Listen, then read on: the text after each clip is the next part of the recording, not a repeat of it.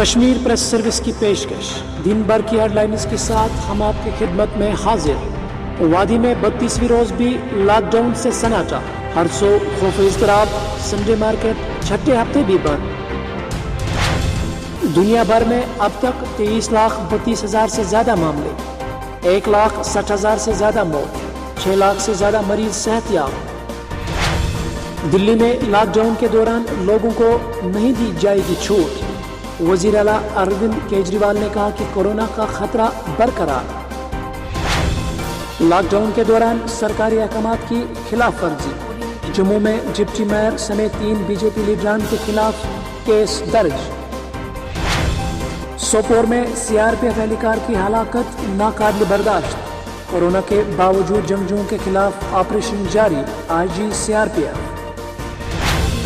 Corona سے ہلاک ہونے والوں کی تدفین سے انکار اب پڑے گا مہنگا، کووڈ-19 سے مرنے والوں کی آخری رسومات نہ کرنے پر ہو سکتی ہے جیل۔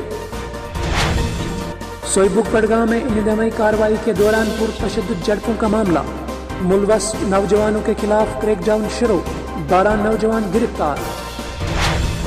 کورونا وائرس کے پیش نظر جموں کشمیر کے جیلوں میں نظر بند، مزید 32 افراد رہا۔ اور آخر پر یہ خبر، وادی میں موسم میں بہتری، بارشوں کا سلسلہ رک گیا، سری نگر جموں شاہراہ پر 2 دن کے بعد یکطرفہ ٹریفک بحال۔ ہمیں اجازت دیجیے، خدا حافظ۔